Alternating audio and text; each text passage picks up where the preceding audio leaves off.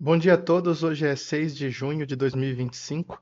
Fiquei com vontade de gravar, porque eu conheci o Pydantic AI há uns 6 meses atrás, se não me falha a memória, mas estava sem olhar, aí fiquei com vontade de voltar a estudá-lo.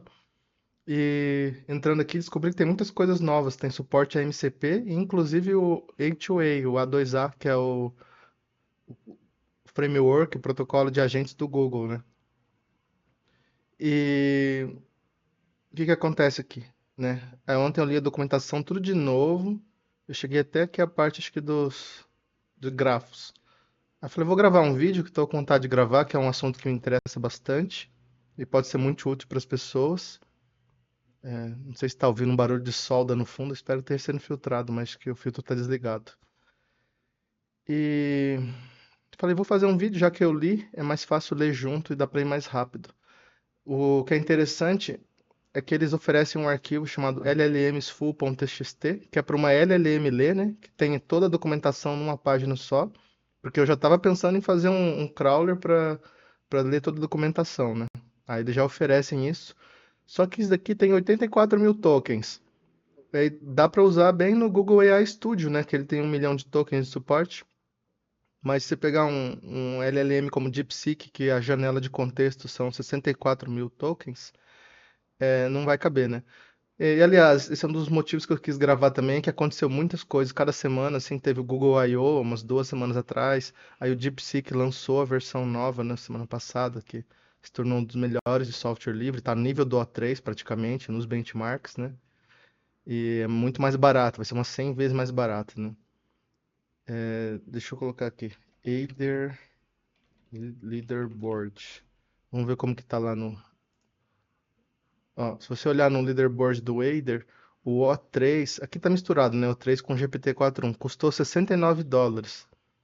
Mas se você procurar o DeepSeek, ele tá fazendo aqui 64. Só que eu acho que esse aqui não é o novo. DeepSeek R1. Acho que não fizeram aqui o, com o DeepSeek novo. Não dá pra saber se esse daqui é do novo, mas o benchmark sai muito mais barato. Eu tinha visto em algum outro lugar, eles tinham mostrado aqui, que não dá pra saber, porque esse DeepSeek novo, ele tem a data de maio, né? Mas esse daqui acho que não é, não. Mas enfim, você veja que esses daqui, eles vão bem nos benchmarks, mas eles custam muito caros.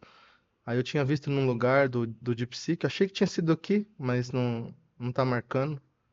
Ó, esse daqui é meio que o antigo, né? Aí ele gasta US$ 5. E o V3. Enfim, vamos voltar para o Pydantic, né? Então é o seguinte, né? Tem uma família de bibliotecas feita por esse pessoal aqui, né? Se você entrar aqui em pydantic.dev, né? Então eles são muito famosos por essa biblioteca aqui chamada Pydantic, que ela faz serialização de classes em Python para JSON, né? Mas aí eles fizeram vários produtos. Faz tempo que eu não entro no site deles aqui. Deixa eu ver, Pydantic AI. Eu nem sei onde que tá. Aí, enfim. O Pydantic AI é um framework agêntico de Python, né? E então, quando a gente fala num framework de Python, de, de agentes, a gente basicamente está dizendo que é um grafo, né? Porque se você olhar o artigo da Anthropic que eles fizeram sobre agentes, eles falam assim, um agente é quando o processo de decisão é feito pela LLM, né? Então, o fluxo do programa, ele segue pela resposta da LLM, e isso significa que você pode dizer que é um passeio num grafo. Aí o Logfire é a maneira que eles fizeram para ganhar dinheiro, né? Porque todo pessoal tem que se sustentar. E é igual no Dagger, né? Então eles fizeram uma plataforma que você pode inspecionar, tipo o OpenTelemetry aqui, né? Não sei se chega a implementar o mesmo padrão, mas você pode ter um painel para você depurar ele, né? Saber quais foram as chamadas, os resultados, né? Mas você não é obrigado a usar. Mas eles constroem, tá muito na moda você construir um software livre, né? Que ele é intimamente ligado com um produto opcional pago. E nesses dois casos, né? É o Logfire e o do Dagger, né? Aí é o mesmo time, né? E o PyDent, que ele é usado como a camada de validação por quase todos os LLMs, ó, e bibliotecas. Então, Transformers, OpenAI, Anthropic, LangChain. E ele pode ser usado com qualquer modelo de linguagem, né? Então, você vê os suportes principais, OpenAI, Ollama. Ollama, DeepSeek e Grok vão cair aqui no compatível com o OpenAI, né? Mas até suporta os do Gemini, né? E o Grok do Musk, que é o Grok com K, né? Que aqui eu vou chamar de Grok, sei lá como pronuncia, se é igual. Ele também é compatível com o OpenAI. Aí o Logfire, né? Então quando você vê seamless, é tipo sem costura, né? Tipo, então ele se integra meio que naturalmente, assim, cê- passando um avião. Acho que isso daqui o áudio, o filtro não vai tirar. Aí eles são muito focados em type safe, né? Então o Python tem a opção opcional de você usar type checking, mas eles gostam muito disso aqui. E, e dá resposta estruturada, porque ele usa o poder aqui do PyDantic, né? E usa um sistema de injeção de dependência, que também é para ter validação de tipos, né? E ele suporta a resposta com streaming. Então, você não, como quem usa LLM sabe que elas demoram muito para dar a resposta completa.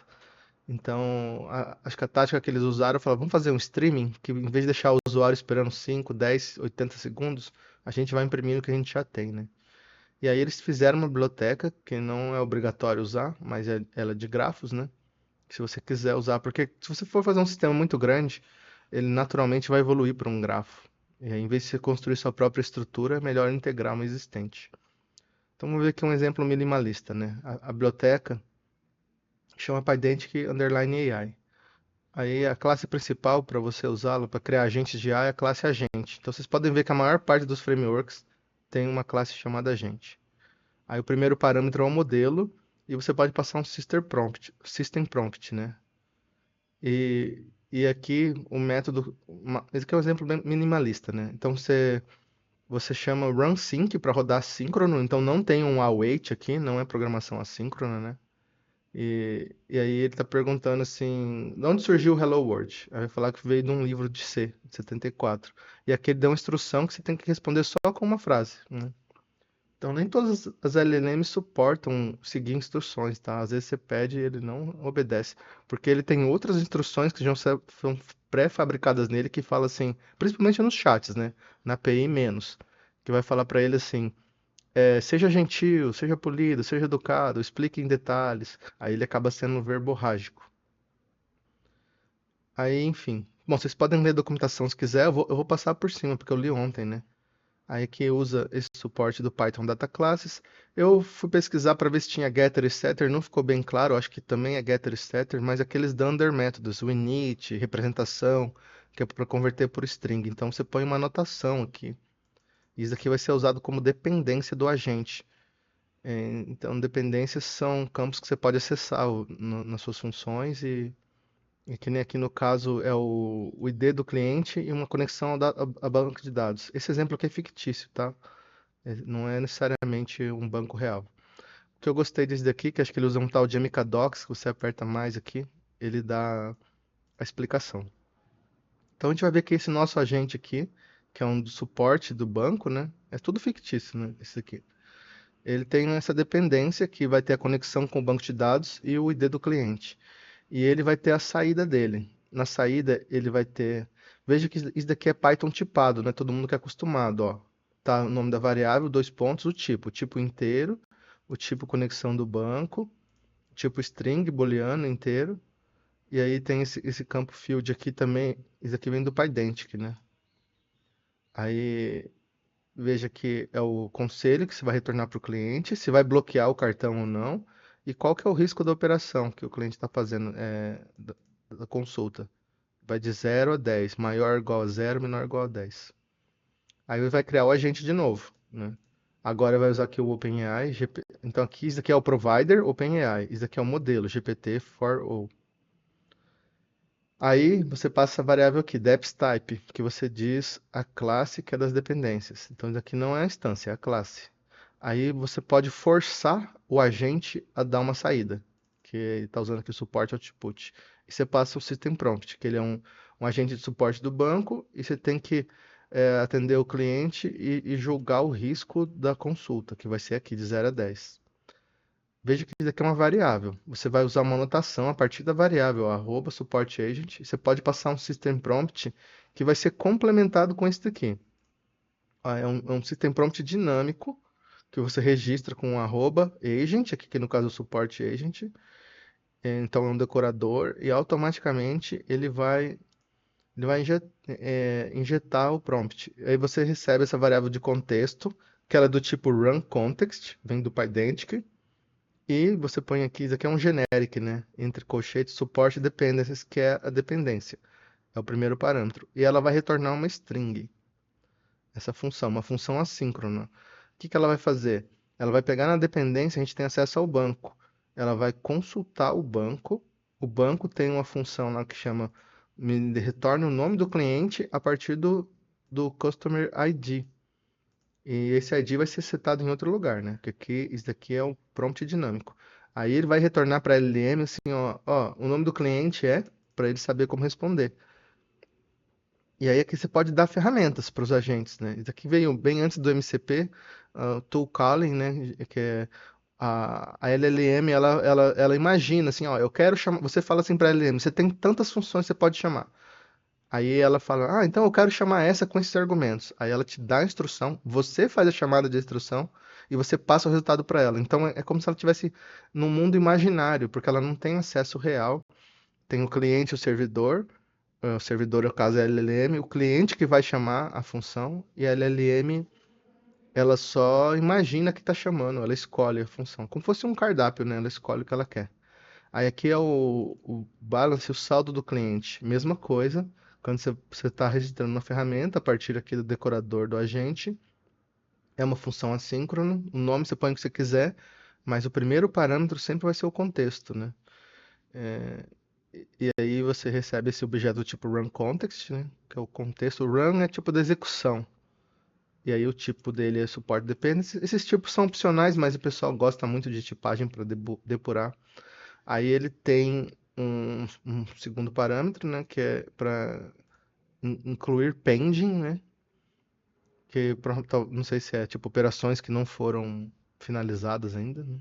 Vai retornar um float. Aí, acho que no mundo real a gente não usa float tipo coisa de banco, né, a gente usa em centavos, mas tudo bem.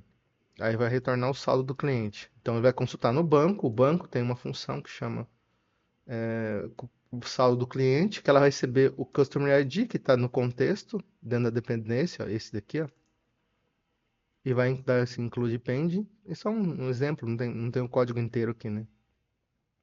Aí ele está mostrando como que usa isso. Então, antes de você instanciar o agente, você vai instanciar as dependências. Aqui ele está dizendo que o D do cliente é um 2 3. Isso poderia ter vindo de uma interface web, né?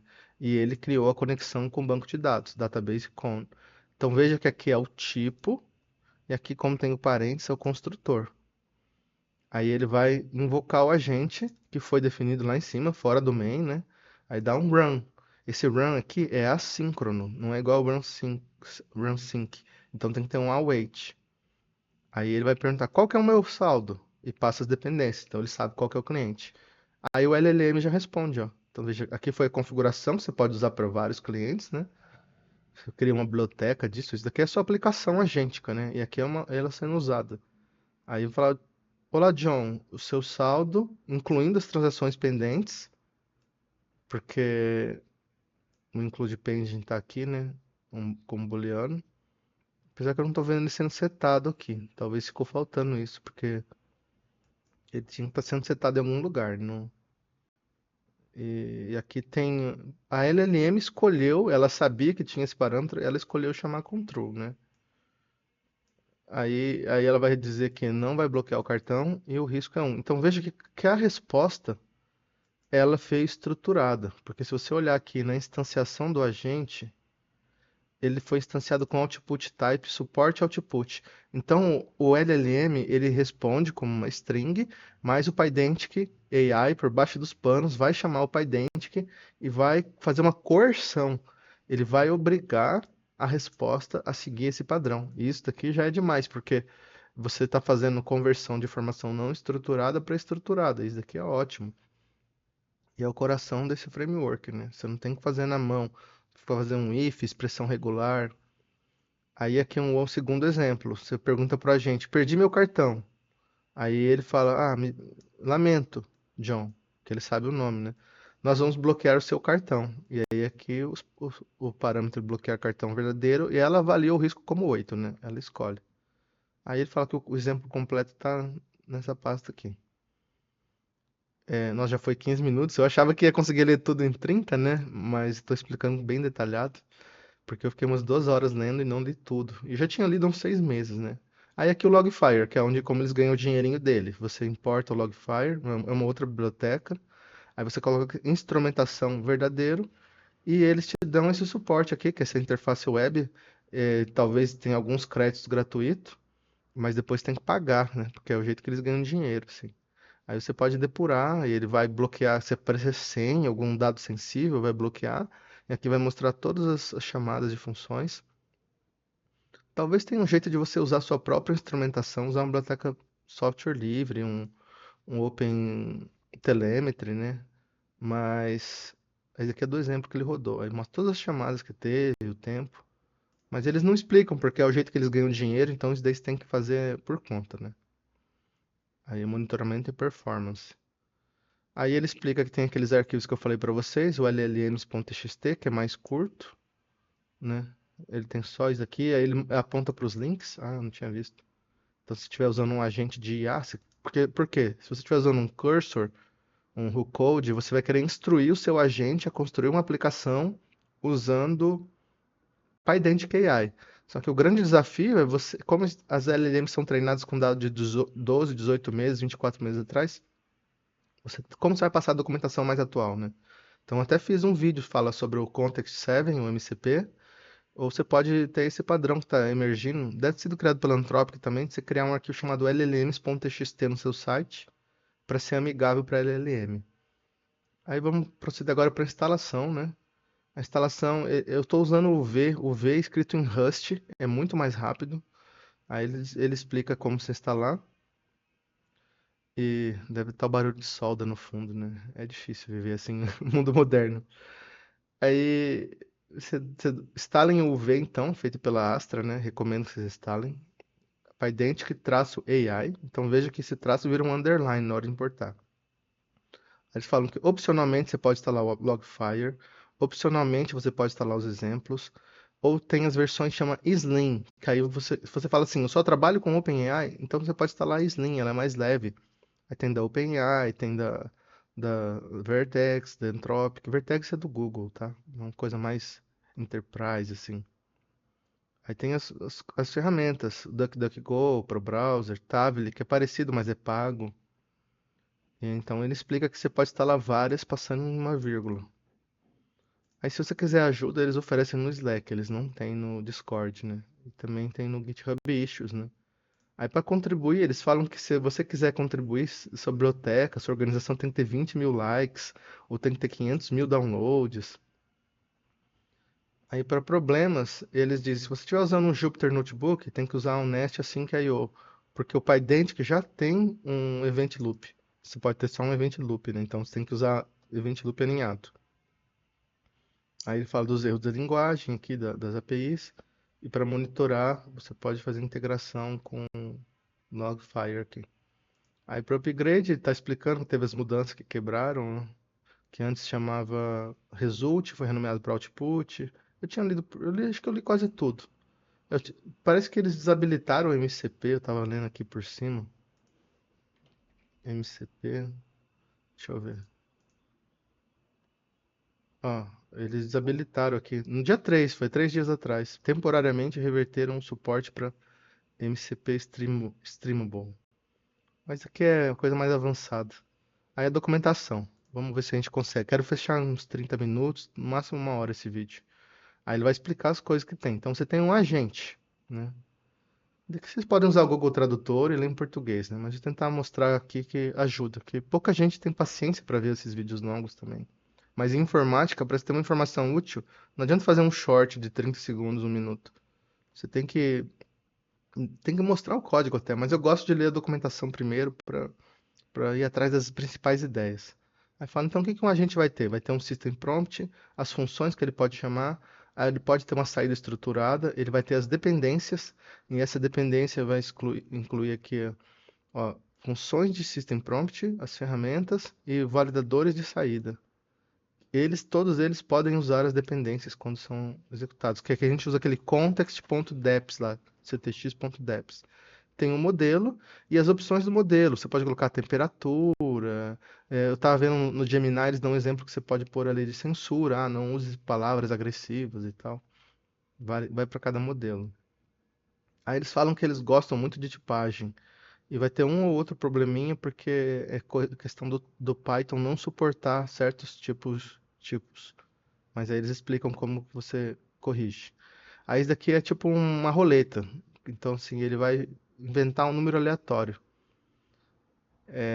Aí ele está criando um agente da roleta. Ele vai usar o provedor OpenAI, GPT for All. As dependências aqui, ele não tem uma classe de dependência, vai retornar um número inteiro como dependência, né? Que é o número que a pessoa vai escolher. Aí a saída vai ser booleana, se acertou ou não. Então qual que é o prompt? Você vai usar a função, a roda da roleta, para ver se o cliente ganhou baseado no número que ele prevê, né? Prover, né? É difícil falar em inglês, em português, provide, que ele proveu, não sei. Outro dia eu tava vendo de disrupt, né? É disrumpir. Até acho que eu mostrei em outro vídeo. Falei assim, não sei como falar disrupt em português. Disrumpir. Você já ouviu alguém falando na rua? Ou numa palestra, ou num filme, disrumpir? Ninguém fala isso em português, né? Mas a gente fala, eles falam muito isso em inglês, disrupt. A gente usa mais inovação, né? Aí aqui, enfim, a ferramenta é o decorador tool, que vem do Rollup Agent aqui. Aí a roleta tem o run context, a dependência do tipo inteiro. Então vocês já estão vendo que o tipo da dependência vai no generic aqui. Que é igual no Java, aquele sinal de menor e maior, que é o generic. Aí ele vai o quadradinho que a pessoa escolheu, é o square, int, e vai retornar uma string. Aí a documentação é importante que é passada para LLM, tá? Aí vai checar se o quadradinho é vencedor. Então, se o quadrado que a pessoa escolheu é igual à dependência, que é esse número inteiro aqui, que não é uma classe, ele ganhou. Se não, é um perdedor. Perdeu. Aí a pessoa escolheu o número 18. Aí ele vai chamar um ransync, não precisa de await, porque ele, por baixo dos panos é um async que tem um await, mas está ali dentro, né? Aí fala assim, ó, eu quero apostar no 18. E aí ele está dizendo aqui que o número secreto é o 18, que é a resposta, né? Que você passou como dependência, que é um número que é a resposta. Que vai ser esse const deps aqui. E o square é o 18, só que ele escreveu 18, isso que é legal. A LLM vai converter para o número 18 e vai chamar essa função com o parâmetro 18. Aí vai dar verdadeiro, ganhou. Aí ele chama de novo aqui, ó. Eu aposto que o 5 é o melhor. Então você está tendo uma linguagem não estruturada, um texto normal, e esse texto é convertido para esse número que a LLM sabe converter e chamar essa função e pegar e conferir o resultado, e ela vai conferir o resultado e ela vai converter o inner para booleano, que é true ou false. Então tem todos esses passos que eles tiram a fricção entre o jeito que o humano comunica e o jeito que a máquina comunica. Por isso essas ferramentas são muito poderosas. Aí eles estão dizendo que quando eles criaram esse framework, eles queriam se basear no Fast API, que é um framework Python para web, que então que seja reutilizável, você instanciar apenas uma vez. Aí tem 4 jeitos de você executar um agente, né? Porque o running é tipo é correr, né? Que a gente fala rodar, mas o termo técnico é executar, né? É estranho, né? Tinha uns professores que falavam assim, não, não fala em rodar, o programa tá rodando, o programa não é uma roda para rodar, né? O programa executa, né? Então, mas eu acho a língua inglesa muito vulgar, né? Você falar que um agente tá rodando, correndo, para mim isso é vulgar demais. Eu prefiro execute. Então, assim, aqui tem 4 maneiras de se executar os agentes. Assíncrono, que quando ele fala que corrotina, fala, opa, é assíncrono. E vai retornar esse tipo de objeto run result com a resposta completa. Então, quando a corrotina concluir. Síncrono, que é o que a gente viu, também retorna o mesmo objeto do mesmo tipo, mas por baixo dos panos está usando o Event Loop, que é o Loop Run, ó, internamente, né? Que é o termo técnico. Aí string, isso daqui é assíncrono, mas ele vai te dando resposta já, né? Você não precisa usar, porque aqui você usa um await, né? Aqui não, aqui você pode imprimir palavra a palavra, e é legal quando ele imprime um pouco de token, ele já faz a coerção pro tipo. Até vou mostrar um exemplo para finalizar esse vídeo, porque não vai dar para ler a documentação inteira, né? Terminar aqui agentes e ver se eu acho o exemplo da baleia para mostrar para vocês. Aí isso aqui é um iterador. Quem estuda programação lá no Java, qualquer Ruby, fala assim, existe um padrão que chama iterador externo, né? É o iter aqui. Então ele vai retornar um agente run, que é um iterador sobre os nós do agente que tem um grafo. Então você vê, por baixo dos panos, internamente, né? O agente usa um grafo. E aqui um exemplo simples. Então ele vai dar vários exemplos, e daqui vai ser bem longo. Vou tentar ser rápido, então, ó. Ele pega um agente, pergunta a capital da Itália, aí pega a resposta Roma. Então veja que aqui ele não passou nenhuma dependência nem nada, ele usou só para fazer uma pergunta. E usa output, que era o result anterior. Aí perguntou a capital da França, Paris. Aqui ele rodou com síncrono, não precisa de await, ó. Aqui ele rodou com assíncrono, precisa de await. E aqui ele rodou com runString, então ele tem esse iterador aqui, ó, async with, né? Eu não sei, não chama iterador em Python, esqueci como chama isso aqui, mas é um negócio de contexto, gerenciador de contexto, alguma coisa do tipo. Não sou especialista em Python, tá? Tô tentando me tornar. Aí você chama runString e perguntando a capital do Reino Unido. Aí aqui você passa esse as response, que você olhar aqui atrás, é uma corotina que retorna um streamable run result, que é esse que vai conter métodos para você fazer um iterador assíncrono. Então esse response é um iterador assíncrono. Aí você pode pegar e chamar um await, né? Não é sempre que você vai fazer isso. Você pode pegar e tem outros métodos. Aqui é um exemplo rápido. E dar um response get output. Aí ele vai parar e dar a resposta. Aí está dizendo que você pode rodar o exemplo dessa maneira, né? Executar. Aí está explicando que para você iterar sobre o grafo de um agente, aí está explicando o iterador externo. Eu não vou ler detalhe por detalhe, vou mostrar em código bem por cima, para não ficar muito chato. Que eu fiquei horas lendo isso aqui. Aí tá falando que você tem que usar o async for, porque esse iterador é assíncrono, né? Aí ele vai perguntar qual a capital da França, agora o método de iteração, porque aqui ele explicou os três, aqui o quarto, o iter.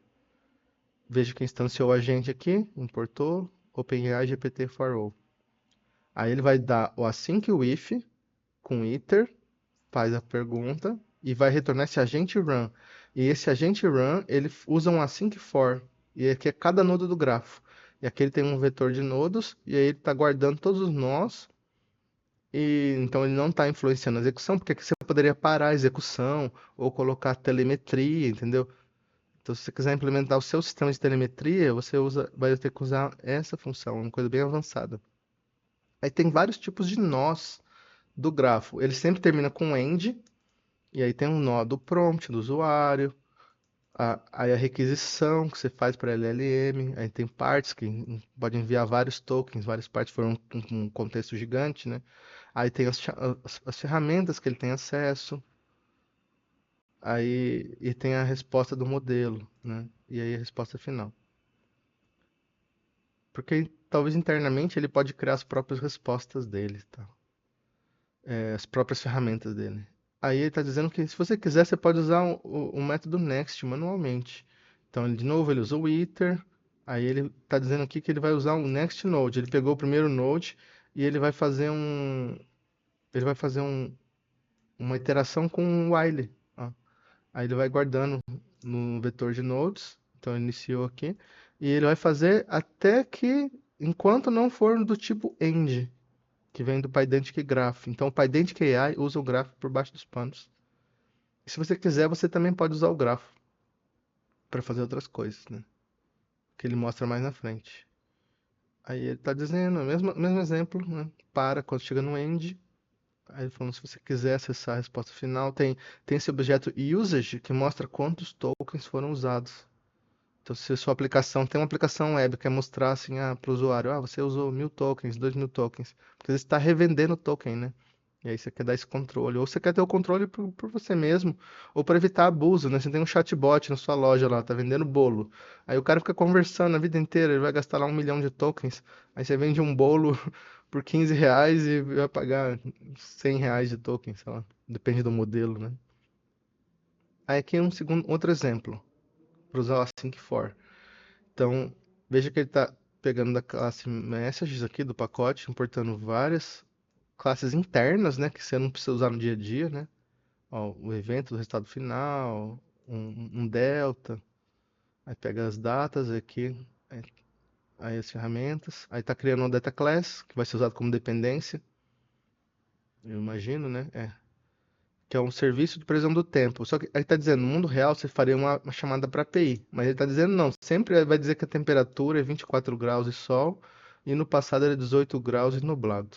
Então ele quer o tempo quando a data é futura e o tempo do passado. São duas ferramentas que seu LLM vai ter à disposição. Criando um agente, passa o tipo da dependência, isso aqui é para o sua IDE dizer se o tipo está errado, porque isso aqui é o mesmo do run context aqui, ó. E string, que é, o tipo da resposta, ó. Então a resposta vai ser string. Aí ele dá o system prompt, então vai falar assim, você vai ter que dar a previsão do tempo para os locais que foram designados. Aí registra a ferramenta, né? Que ele está dizendo que então, se a data for futura, ele vai chamar na dependência o get forecast, né? Então ele só tem uma ferramenta, que é a previsão do tempo. Aí essa ferramenta recebe a data e internamente chama as funções apropriadas, para não ter que ter duas ferramentas. Poderia ter duas ferramentas, data futura e data passado. Aí você passa a data atual, mas ficaria mais caro, mais trabalhoso, que ele preferiu juntar. Aí nesse exemplo ele quer pegar as mensagens que saem da LM. Então, isso aqui é Python tipado, ó, uma lista de string, que é opcional, tá? Não é obrigado a usar. Aí o prompt, qual vai ser o tempo em Paris na terça? Cadê onde ele passa a data de hoje? Acho que deixa eu ver se ele passou isso, se eu perdi. Em algum lugar ele passa a data. Bom, vai aparecer. Que eu não tô vendo. Aí ele vai pegar e iterar sobre o agente, né? E vai passar o user prompt e a dependência, que é o Ether Service. Esse aqui como run, é o agent run. Aí vai fazer o async for. Aí ele está perguntando assim, ó, esse node é o node do prompt? Aí isso aqui é uma depuração, ele está só colocando os tipos, ó, user prompt node, para saber, para dizer como que é o fluxo. Então primeiro vem o user prompt, aí vem o modo request, aí no request tem as partes que ele envia, que é esse part delta, é um string, né, um pedacinhos. Aí tem um resultado final, que o módulo dá para você. Aí quando o módulo está fazendo tool call, eles chamam esse tool call e eles chamam esses pedacinhos aqui, chama a função e o retorno da função. Então ele está ensinando a depurar o agente. Aqui ele vai executar, aí está dando as mensagens. Esse exemplo eu acho que está meio incompleto porque eu não vi ele passando a data em nenhum lugar. Estou usando aqui 1/1 de 2030. Eu não vi, mas a gente pode ignorar. Aí é a parte do usage, né, que é usage limits. Aí você pode dizer que você pode limitar a resposta, o número de tokens. Roma vai ser um token só, porque o token não é uma letra, é uma palavra ou uma parte de uma palavra, tá? Aí aqui ele mostra, ó, ele pode pegar a resposta final, ele chama o método usage, que retorna o objeto usage, que mostra tudo que foi gastado. Aí aqui ele vai dar um limite, ó, que ele pediu um parágrafo de resposta da capital da Itália, né, para LLM. E ele colocou o limite de 10 tokens. Aí ele falou, opa, aí ele vai estourar essa exceção aqui. Tem umas exceções de retry que você pode fazer também. Aí aqui limitando o número de requests, ó. Você passa um retries. Então veja que eu vou ignorar essa parte, que vocês podem ler com calma se precisarem. Vou mostrar só que é diferente. Tem o retries e aqui está dizendo que o never output type, que nunca vai chegar nisso, né? Aí ele está dizendo que ele fez uma função de loop infinito, porque ele registrou uma ferramenta, diz que você pode chamar no máximo 5 vezes a ferramenta, porque às vezes a LLM buga, tá? Ela não sabe chamar os parâmetros e tal. Aí ele vai dar um raise model retry. Então isso daqui obriga, vai parar todo o teu código, o teu passeio no grafo, e vai obrigar a executar novamente aquele trecho. Aí ele tá dizendo que vai chegar no limite, ó. Fez mais de 3 requests, que foi definido aqui.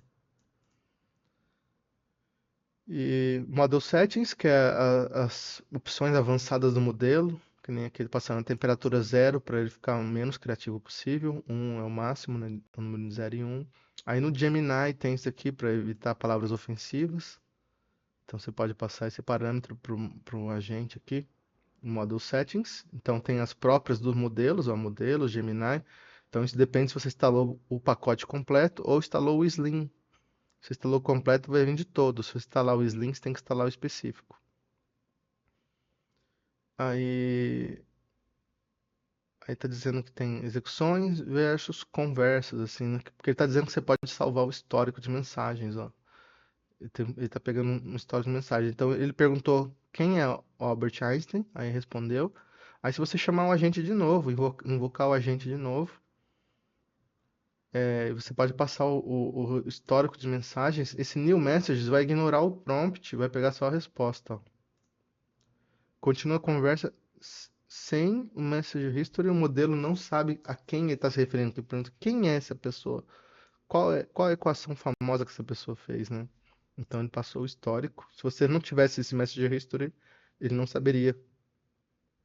Então é uma execução diferente de uma conversação. Vai falar, o Einstein fez o MC ao quadrado. Aí de novo falando que o PyDent é type safe, né? Tipagem forte.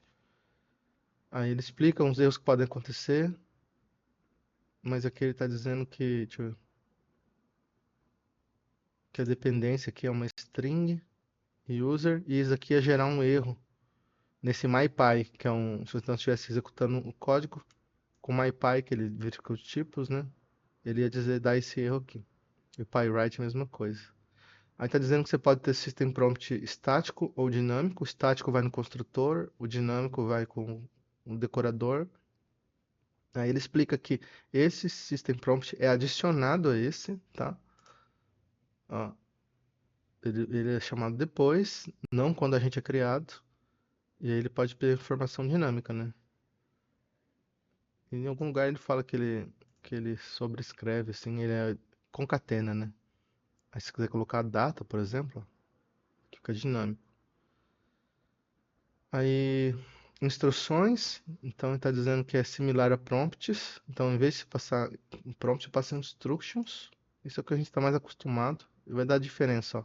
Instruções, quando você quiser que o modelo inclua o system prompt só para o agente atual. O system prompt é para todas as requisições. Então, outros agentes, né, vão usar a mesma parte. Aí está dizendo que você pode usar o decorador instructions, reflexão e course self-correction. Então ele está dizendo que se a LLM retorna um valor que não está correto, ele vai pegar e chamar o model retry, né? Aí, geralmente só tenta uma vez, mas você pode especificar outros números. Vamos ver se aqui eu não estou lembrado desse resultado aqui. Aí tem um chat, vai ter o usuário e a mensagem. E o tipo da dependência é uma conexão com o banco. Então aqui não usou data class, que é outra coisa. Aí vai tentar 2 vezes a ferramenta. Vai imprimir o nome do usuário. Acho que ele fala de chamar o nome completo esse aqui. Ele vai pegar o nome da pessoa. Aí fala nenhum usuário. Você tem que chamar essa função com o nome completo, não com o primeiro nome, ele está dizendo. Porque o cara chamou a função get do username, mas está dizendo se não funcionar, para ele tentar novamente. Aí tá dizendo aqui, ó, manda uma mensagem pro John Doe, o nome completo é John Doe. Aí tá dizendo que na primeira vez ele chamou só com John. Aí ele deu esse erro deu essa instrução. Aí ele me fala, então tem que chamar o nome completo, John Doe, para marcar um café com o John Doe na semana que vem. Aí aqui ele deu a resposta normal, hello. Isso que eu achei confuso, porque o certo é o John Doe e ele respondeu só John, né? Mas Provavelmente porque ele não estava achando o nome do user ID, né? Aqui ele achou o user ID 123, é. Então ele na hora de chamar a função chamou com John Doe, mas na hora de falar com a pessoa ele chama só de John, porque a gente costuma não usar o nome completo, né? Aí se o model der algum erro, né? Tipo, você passar a API retornar 503 ou passar os limites de retry, vai dar unexpected model behavior. Essa exceção aqui. Já deu 40 minutos já. Terminar isso aqui e partir pro que eu ia mostrar. Acho que era o do 2A. Nem lembro mais o que eu tinha prometido. Ah, os exemplos, quero mostrar o exemplo da baleia. Aí aqui, esse daqui, ele tá mostrando um exemplo, ele tá forçando um erro. Ele tá dizendo que quando o parâmetro é 40, diferente de 42, ele vai forçar um erro. Tá? E se for igual a 42, ele vai elevar ao cubo. Aí ele tem esse método aqui das mensagens. Eu não sei de onde que veio isso. Ah, veio daqui. Não tinha visto. Capture Run Messages. Então, esse método aqui captura as mensagens trocadas com a gente. Aí ele chamou o RunSync. Aí ele pegou, capturou a exceção do erro, né? Ó, mais de uma tentativa. E a causa, você pode pegar a causa. Tente novamente, porque ele vai passar outro número e vai dar certo. Aí vai imprimir as mensagens. Ele tá fazendo, fez a requisição, ele quer o volume de uma caixa de tamanho 6. Aí, como 6 é diferente de 42, vai cair aqui. Aí deu um retry, aí chamou com o argumento 6, ó, until calling. Aí você vê que tem o objeto usage e tal. Aí ele deu o erro. Aí fala, tenta de novo. Aí ele chamou de novo aqui. É, mas ele chamou com 6 de novo. É pra dar do erro de novo aqui, não tá mostrando.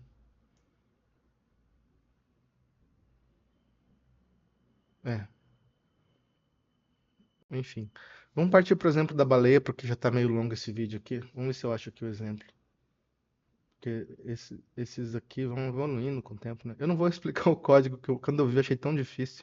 Vou tentar mostrar rapidamente, mas ó, tem um vídeo aqui, ó. Então esse exemplo está pronto, ó, mostra como que você faz um streaming de informação estruturada. Então é um streaming, a informação vai chegando, só que ao mesmo tempo que vai chegando, ele vai estruturando. Para mim isso daqui, quando eu vi esse exemplo no começo do ano, eu fiquei tão empolgado que meses depois eu peguei meu livro de Python só para ler tudo sobre streaming e corrotinas, né? Que eu achei muito legal. Falei, não, eu quero entender esse código a fundo. Então ele está executando o exemplo da baleia, pergunta um monte de espécie de baleia. Aí vai chegando as respostas, ó. Aí tá usando a biblioteca Rich para fazer a tabela, né? Então, conforme vai chegando a resposta, ele vai construindo a tabela. Muito legal isso aqui, ó. Aí, do GPT-4. Quando eu vi isso, eu falei assim, isso aqui é muito legal. Você pode pegar uma informação em tempo real, assim, de uma API e fazer uma tabela, assim. Isso aqui, para mim, é o ápice da engenharia de software, da programação. Vamos ver o exemplo bem por cima, assim. Porque quando eu vi a primeira vez, eu não entendi nada, assim. Aí tem o Logfire para ajudar na requisição, né? Aí quando tem aqui essa string if token present, ó, tá dizendo nada vai ser mandado e o exemplo vai funcionar, mesmo se você não tiver o Logfire configurado. Então você vê, eles fazem essas coisas para você ficar com vontade de pagar para usar a ferramenta deles, né? Aí a biblioteca Logfire, Pydantic, né? Field e Validation Error. Rich, que é essa biblioteca que faz essa tabela aqui no terminal, para você fazer a aplicação de terminal. Então tem o console, a tabela, o live e aqui as extensões de tipo para validação de tipos. É que a baleia, ela estende um dicionário tipado. Então ela é um dicionário, só que é um dicionário que cada chave tem um tipo, né? O nome, que é uma string, aí length, que é o tipo o tamanho da baleia, né? A altura, a altura da baleia. Você não mede a altura de uma baleia, né? Você mede o comprimento dela. Aí o peso, aí tem aqui esse é opcional, ó, not required. Aí tem uma anotação aqui, se annotated vem de typing também. E o peso vai ser um float e é o peso da baleia em quilos e tem que ser maior que 50. Então acho que se der abaixo de 50 vai dar um erro. Oceano, que é isso? Ó, quais oceanos que ela. É onde a baleia vive, né? Qual oceano? O mundo inteiro, Pacífico. E a descrição. Então veja que esses fields aqui, eles são do Pydantic AI, ó. Do Pydantic só, né? Desculpa, não é do Pydantic AI. E eles vão ser usados, porque isso daqui vai ser serializado, vai ser enviado para o modelo, é para ajudar a ensinar o modelo de linguagem lá no servidor deles lá, qual campo que ele tem que usar, porque você tem que dizer, o length é muito abstrato. Então você põe uma descrição em uma string que você vai ensinar ele qual campo ele usar. Então esse output type aqui é coerção, então sim, você vai passar um agente e vai coerção para retornar uma lista de baleias. Aí ele vai criar um console, aí esse live aqui, que é aquela parte que vai ficar recarregando o console, né? Então ele vai imprimir 36 é, nova, nova linha, né? Acho que vai pular as linhas. Deve ser para reservar o espaço da tabela, né? Aí ele vai pegar request in data. Vamos assistir de novo aqui.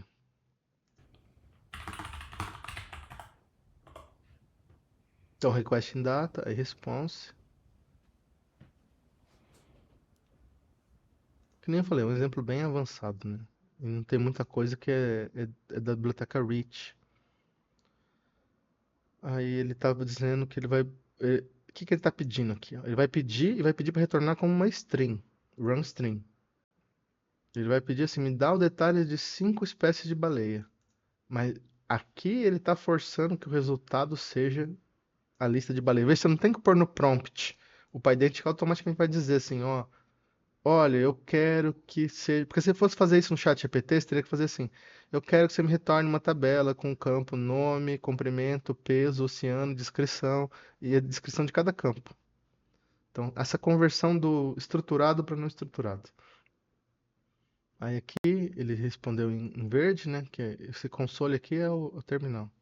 Aí ele vai pegar desse objeto result, ele vai chamar esse string structure, né? Que eu falei rapidamente. E the bounce, que assim, vai esperar um centésimo para cada chamar de novo, né? Achei muito rápido. Acho que o the bounce tinha que ser a cada 1 segundo, 2 segundos, né? Para não ficar muito pesado. Aí aqui, esse last, acho que é um booleano, para ver se é a última mensagem do string, se acabou. Que é o no end e a mensagem. Aí ele vai pegar essa mensagem e chama esse método que chama validar se a saída é estruturada, né? Porque essa mensagem é um parcial. Aí ele vai pegar validate structured output. Aí ele vai falar assim, não, eu não quero allow partial, se não for o último. Então, porque esse stream ele vai repetindo todas as mensagens anteriores, né? Então, assim, na primeira vez ele vai imprimir a primeira baleia, aquilo lá, tá? E vai dizer que last é false. Aí na segunda vez ele vai imprimir a primeira e a segunda. Aí depois suponha que isso aqui é a última. A primeira, a segunda, a terceira, aí aquele last vai ser true, dizendo que é a última. Porque ele fica dando um refresh na tela inteira. É assim que eu entendo, tá? Pode ser que esteja errado. Aí ele vai pegar a lista de baleias. É, parece que tá certo. Aí se der um erro de validação, aí vai falar assim, opa, tá faltando aqui uma coisa. Mas ele pula pro próximo parte. Ele tá querendo dizer que esse método aqui, ele não retornou um token completo. Ele falou assim, se faltou, aí tá dizendo, ó, se o type é missing e o lock é response, então ele vai fazer um for nos erros e dar um continue. Mas tá dizendo assim, se todos os erros, acho que essa função all aqui, que eu não sei de onde que é, deve ser uma função para você iterar sobre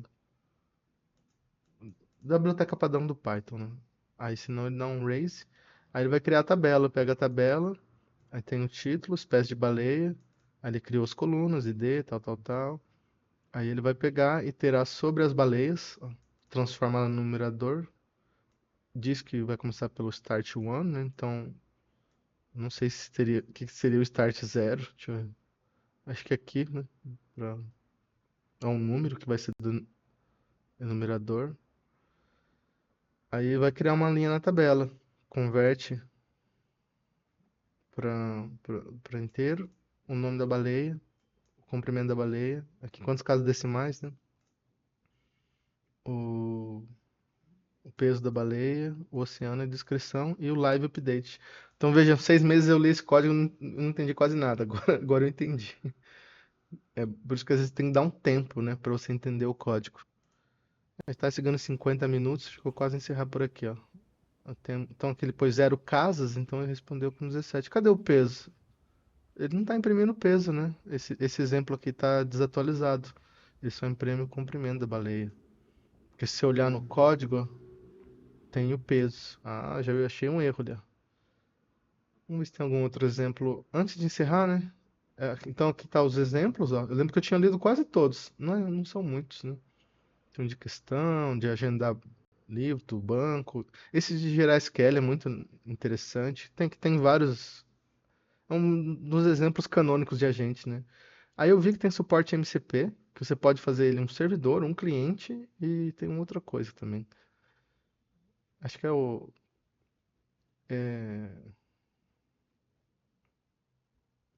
é o A2A que eu ia falar. Então eu fiquei impressionado. Falei, nossa, ele tem suporte ao A2A já, né? Que ele usa essa biblioteca aqui, que não é do PyDentic, tá? É um framework agnóstico, Fast A2A. Aí eu falei, nossa, eu vou ter que experimentar isso mais cedo ou mais tarde. Aí, isso daqui, o A2A, você tem que ter várias partes, né? Você tem que ter um lugar para você salvar as tarefas, o broker, que faz o agendamento delas, e o worker, que executa. A 2A eu li por cima, achei muito pesado, não quis rodar. Mas agora, vendo que o PyDent, que tem suporte, tem esse Fast A2A aqui, eu fiquei com vontade de usar, me interessei. Vamos ver se faço algum outro vídeo.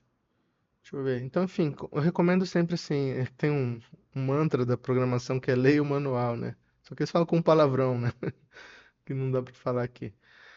Aí, então, isso daqui, que nem eu falei, eu fiquei umas 2 horas e eu li até aqui. Que eu li devagarzinho, parece que eu fiquei até mais de 2 horas. Aí eu vou ler isso daqui tudo de novo e vou ler todos os exemplos de novo. Porque eu gosto de fazer assim, né? Eu gosto de ler, parar, pensar, entender. Tem gente que gosta de só executando os modelos. Então, se você está trabalhando, tem um projeto, já baixa um exemplo e aí copia. Porque vocês viram que no fundo é isso, né? Passar rapidinho aqui os grafos, porque ele ensina, dá até para plotar o grafo. Ele ensina. Então, assim, facilita muito você entender o que que é um agente de IA quando você consegue pensar que ele é um grafo, tá? Ele ensina a plotar o grafo com Mermaid, ó, e aí tem as arestas, e aí você vê o caminho. É uma máquina de estados finito, né?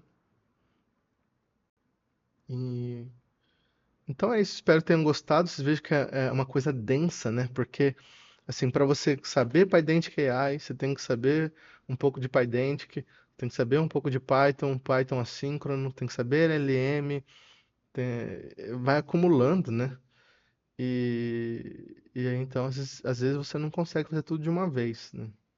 Mas aí depende do que cada um precisa. Eu gostei disso daqui também, ó, Command Line, que ele deixa você criar tipo um terminal que você invoca os agentes, ó. Cadê? Tem um exemplo. Tem um lugar que ele mostra, que chama Clay, ó. Então tem uns comandinhos, ó. Você dá um exit, markdown, multiline. Ué, tinha um lugar que ele dá o exemplo. Aqui, você passa o modelo que você quer usar, mas não é só isso. Deixa eu ver. Aqui, você vai passar, você vai chamar o Clay e você vai dizer qual agente você quer instanciar. Ó. Custom agent aqui, que é desse arquivo customagent.py.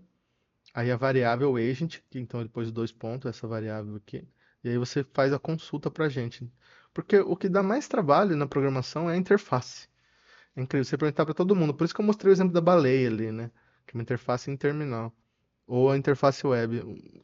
É, é a interface e validar dados. No geral, assim, o resto é mais fácil. O resto flui melhor. Mas você tem que converter. Por isso que as LLMs são muito poderosas.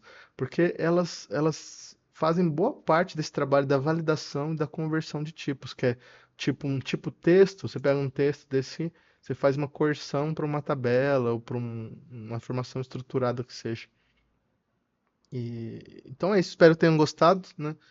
Não deu para fazer tudo, mas acho que ajuda. Para quem não quiser ler tudo, né? Fala, nossa, o Viraldo já adiantou bastante. Tem a parte de teste unitário, mas quem escreve teste? Ninguém nunca escreve, né? Porque para você fazer um sistema é X, um sistema com teste é 2x. Testes são muito bons, mas ninguém nunca tem tempo, porque, como eu tava vendo esses dias um cara falando, quem está construindo com LLM tem que se depara com a seguinte questão. Você pega um modelo, o modelo não é perfeito. Ou você espera sair um modelo melhor que corrija aquele erro que está atrapalhando você, ou você vai ter que construir uma estrutura em volta do modelo, né, que ele fala assim, para você se proteger daqueles erros, né? Tipo, o PyDent que é uma delas, né? No momento que ele estrutura a informação. Aí ele fala assim, o problema de você construir essa estrutura é que depois de um tempo o modelo evolui e você tem que jogar tudo fora. Então imagina assim, estou fazendo um sistema. Aí eu fico 3 meses construindo uma estrutura para arrumar os erros da IA e tal. Aí dá 3 meses depois, sai um modelo novo que já faz tudo aquilo e eu tenho que jogar aquilo fora. Então se eu ficasse parado, esperasse 3 meses, você tem que saber medir isso, né? É igual eu tava querendo fazer um agente de conversar, né? Aí veio a Bedrock da Amazon, lançou um agente que consegue conversar por 8 minutos, uma API que é feita em HTTP2. E eu vi ontem que o Google tá lá naquela lista que eu ponho de IA. O Google tem uma API nova lá que você usa no IA Studio que ele permite conversar também em tempo real e te permite também fazer podcast com várias vozes. Então, assim, coisas que eu gastaria semanas fazendo, tá pronto. Por isso que eu prefiro gastar 90% do meu tempo estudando as tecnologias do que construindo o código que eu vou ter que jogar fora depois, né? Então é isso, espero que tenham gostado. Se quem não está inscrito, quiser se inscrever no canal, eu não posto sempre porque o que que acontece? Tem gente que posta todo dia, uma, 2 vezes por dia. Mas aí é muita informação, as coisas estão mudando muito rápido e eu preferi focar nessa parte mais estratégica, né? Igual eu falei para vocês. Então vejo que eu tô de olhos daqui a uns 6 meses no PyDent, no Small Agents.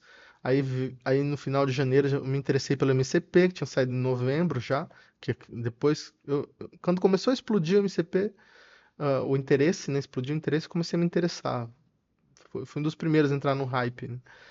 Aí veio o A2A, eu olhei e falei, não, não tô interessado, acho muito difícil, eu quero fazer meu próprio A2A pequenininho. Mas quando vi essa ferramenta ontem, falei, opa, isso daqui me interessa, tira a flexão. Se você chama um método que já pega uma aplicação, ó, falei, não, agora me interessei mais. Então é isso, só para fechar em 1 hora, 57 minutos, 40. Uma ótima semana a todos, até mais.